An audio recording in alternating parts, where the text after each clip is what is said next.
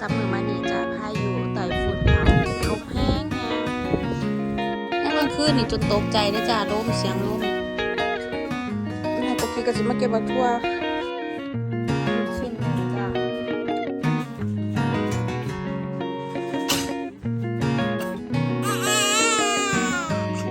น้องสุมีกอาบน้ำเสร็จแล้วจ้าตัวน้อย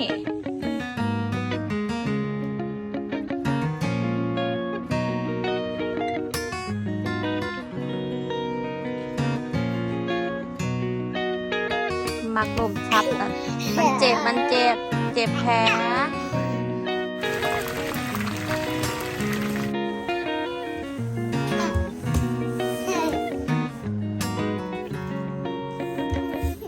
โอ้เจ็บโกกี้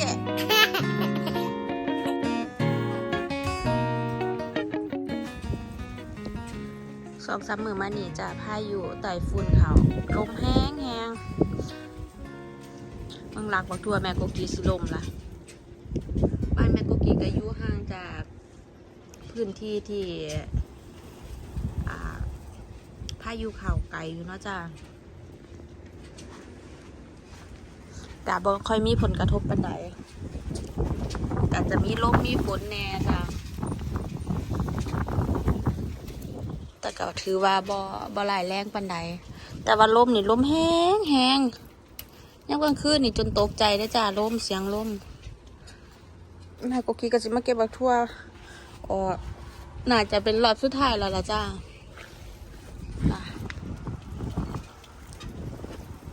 หรือว่ามันสิเป็นให้อีกบ่ถ้าเป็นอีกกะเก็บไว้กินอีก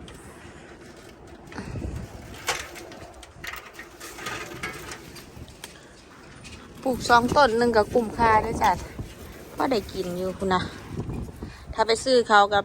นิดเดียวนึง500-600 เยนก็พอได้เก็บกินซีเวลาจะรักแล้วจะลื้อออกแล้วล่ะ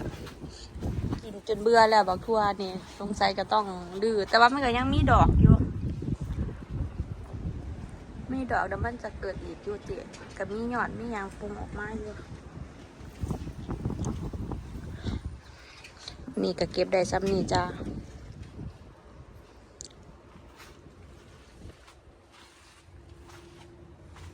ลมพัดโต๊ะเก้าอี้แม่โกกีปิวไปพุ่นมันลมแห้งหลายลูกชิ้น1จ้าแม่โกกีคิดอยากเนาะน้ำจิ้มเป็นน้ำจิ้มแบบซื้อมาแบบสำเร็จเลยจ้าคิดน้ำกันจ้าตอนเบิ่งคลิปเจ้าของจ้าแม่เปิดทิ้งไว้ว่าแม่นเพิ่นเป็นอย่างเงียบน้องก็หายทุกคนโอเคน้องร้องแล้วลูกก็สนใจนอนอย่างทาด้านเอาไปเบิ่งน้องก่อนสงสัยจะหิวแล้วจ้าน้องก็ได้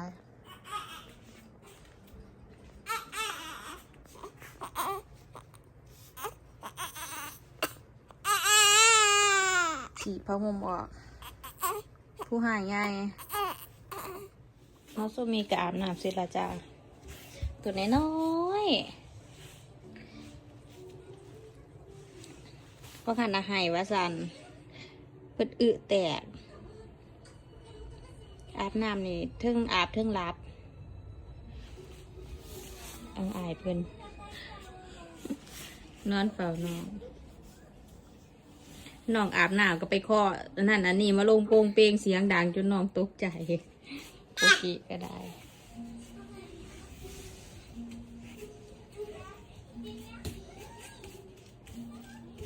ทำอะไรทีนี้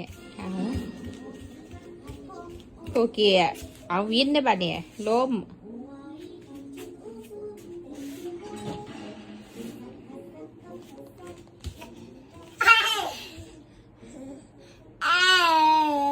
แล้วแม่จะไปตากผ้านะอาบน้ำให้น้องแล้วแม่โอ๊ยถือแพ้โอ๊ยก็สิมายืนวนอยู่นี่มันสิไปใส่ได้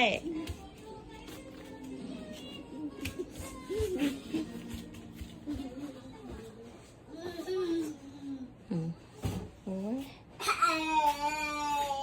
เอาอันนี้ขึ้นไว้จ้ะพอปลอดภัยโกกิมัก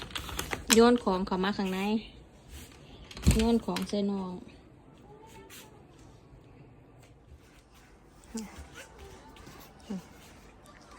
ซองมึงน้อง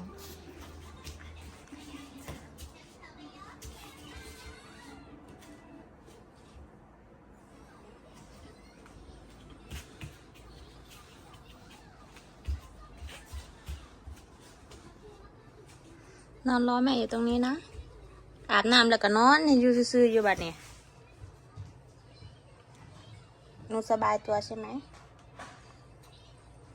ตัวน้อยๆซ้ำนี่จ้าถ้าเบิ่งประมาณช่วง3 เดือนเพิ่นสิตื่นขึ้นบ่โกกีกับแบบนี้จ้าแต่น้อยๆโกกีได้ประมาณ2-3 เดือนน้ำหนัก4-5 โลจ้าน้ำหนักขึ้นเร็วค่ะก็เป็นกินนมผงนะจ้าว่าได้กินนมแม่ทั้งสองเลยโกกีก็คือกันจ้า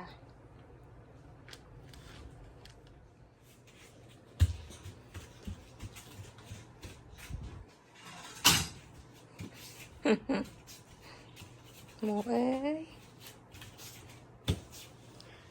เจ้าระเบียบพักเนาะไปนอนกินดีๆเห็นน้องกินนมบ่ได้กินก็ให้ใหญ่แล้วก็ได้เป็นน้ำมอนเนา2 ใบพุ่นเด้ใบเดียวกับบ่พอเพิ่นถือมาทั้ง2 หน่วยโอ้ยเนาะไปเอาไปนอนด้วยไปเอาไปนอนกอดกันไปนอนลงหันละนอนลงตรงนั้นแหละนอนลงพ่อใจร้ายทำมีมอนเนา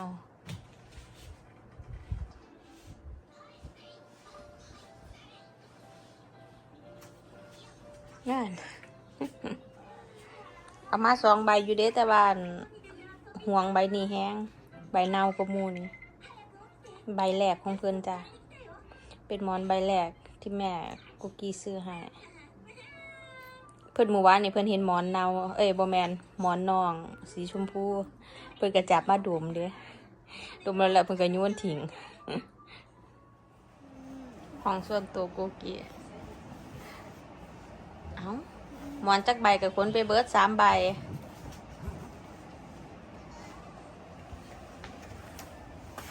หมุนเข้าไปยังโกกิฮะหนูเข้าไปนอนตรงนั้นทำไมลูกว้านนั่นมันสบายเหรอครับคุณน้ำมอน3 ใบแต่ใบเหลืองไม่ค่อยสนใจเป็นใดบ่ด้านเนา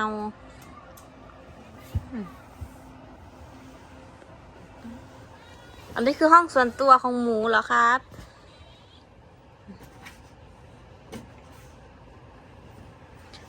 ผ่าเนาหมอนเนาผ่าเนาเนี่ยเอาไปซากกระยาคือกันเด้อจ้า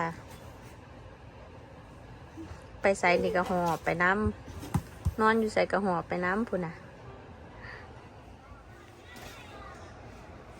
กูกีเป็นลูกครึ่งอีสาน101เนาะจ้าได้เสื้อผ้าน้ำย่อยมาใส่หลายตัวเลยวันนี้ก็มีแดดเนาะแม่กูกีตากผ้าไว้ข้างนอกแดดดีบักคักเลยจ้ามื้อนี้เมื่อคืนนี่ฝนจังโตก็เมื่อวานนี่ถือค้างพายุ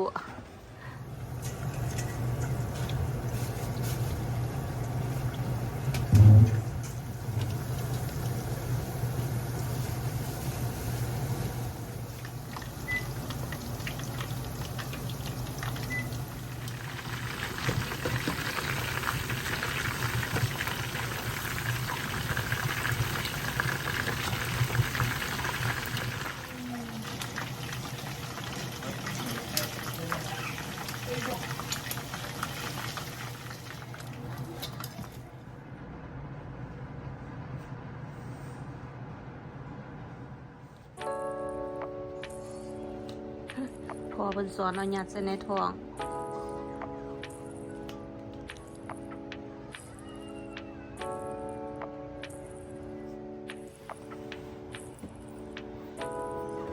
ง่วงนอนไปถึงเวลานอนแล้วนะ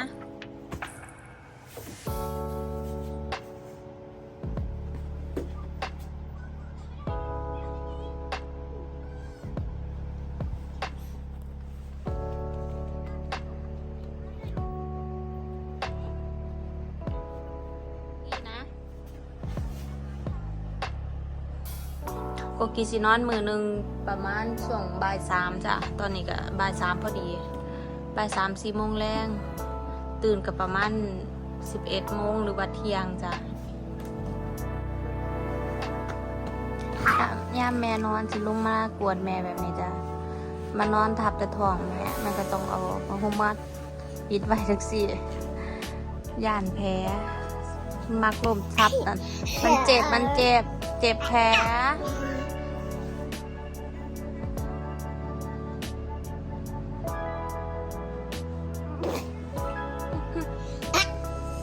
โอ้ยไปนอนดีๆแล้วมันเจ็บแผลนี่แหมมานอนทับแม่มันเจ็บพอใจกระตุ้น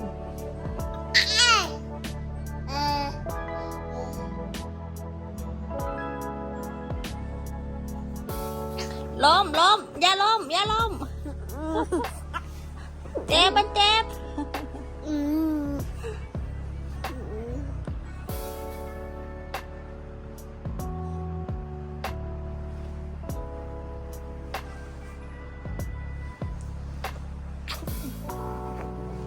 เจ็บ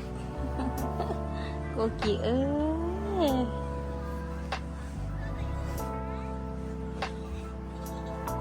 ถ้าแม่ขึ้นไปนอนโซฟากับลูกตูนเพิ่นแม่จ้าขึ้นไปนอนโซฟาเพิ่นก็ดึงแขนแม่ลงมาก็เลยเห็นต้องลงมานอนเป็นมูเพิ่นแบบนี้จ้าแต่ว่าก็ระวังเจ้าของเอาผ้าม่านปิดท้องไว้ย้ำเวลาเพิ่นโดดใส่จังซี่นี่นะพุ่น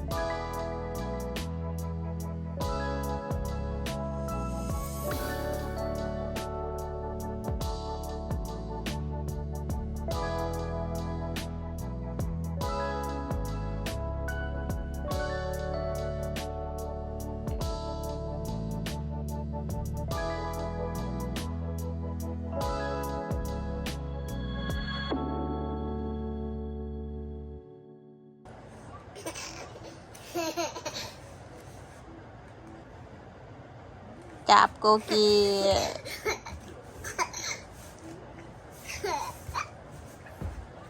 เอากางเกงมาใส่แล้วนี่เอากางเกงมาใส่มาเร็วๆมาใส่กางเกงก่อน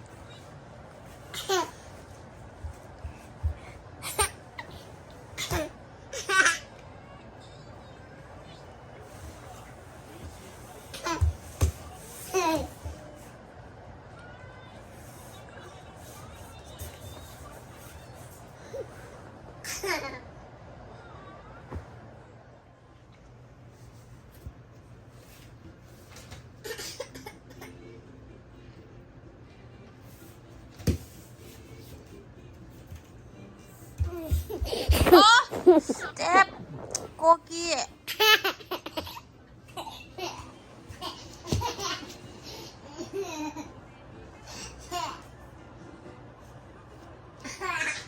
โดดใส่แม่แต่ละเทื่อนี่ตั้งตัวบ่ทันจ้า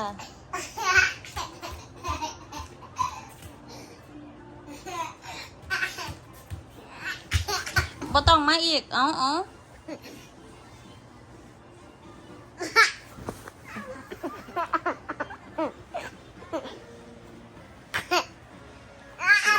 จังดอยจะขึ้นไปนอนโซฟาได้ป่ะเดไปดูน้องหน่อยเร็ว